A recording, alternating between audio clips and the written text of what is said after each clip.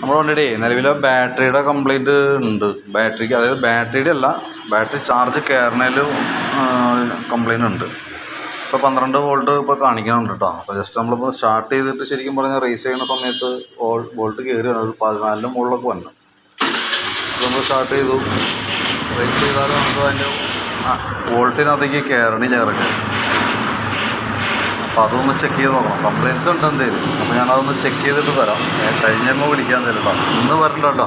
ഞാനതൊന്ന് നോക്കി complaint confirm ചെയ്തതിന് ശേഷം തരാം. കാരണം ആ വണ്ടി ബാറ്ററി ചാർജ് ഉള്ളതിൻ്റെ പുറത്തുള്ള സെൽഫ് അടിക്കുകയും കാര്യങ്ങളൊക്കെ. അപ്പോൾ വണ്ടിമേന്ന് കയറിയില്ലാന്നുണ്ടെങ്കിൽ ബാറ്ററി ചാർജ് നിൽക്കില്ല, ചാർജ് ഇറങ്ങിപ്പോകും. അപ്പോൾ ആ ബാറ്ററിയിലുള്ള ചാർജ് ഇറങ്ങിക്കഴിഞ്ഞാൽ പിന്നെ വണ്ടി സ്റ്റാർട്ട് ആവാനായിട്ടുള്ള ബുദ്ധിമുട്ട് കാര്യങ്ങളൊക്കെ കാണിക്കും. അപ്പോൾ അതൊന്ന് ചെക്ക് ചെയ്ത് നോക്കട്ടെ. ഒന്നുമല്ല റെക്ടിഫയർ യൂണിറ്റ് അല്ലെങ്കിൽ സ്റ്റാർട്ടർ കോയിൽ. റെക്ടിഫയർ എന്ന് പറഞ്ഞാൽ ഈ വന്ന പീസാണ്, ബാറ്ററിയിലേക്ക് വോൾട്ട് കയറി ചെല്ലുന്ന റെക്ടിഫയർ യൂണിറ്റ്. പിന്നെ സ്റ്റാർട്ടർ കോയിൽ എന്ന് പറയുമ്പോൾ എഞ്ചിൻ്റെ ഉള്ളിൽ വന്ന പീസാണ്. ഇന്നത്തെ ഏതാണ് ഫെയിൽഡ് ആയെന്നുള്ള ദിവസം നോക്കട്ടെ. ഞാൻ ചെക്ക് ചെയ്തിട്ട് ഡീറ്റെയിൽസ് പറയാം കേട്ടോ.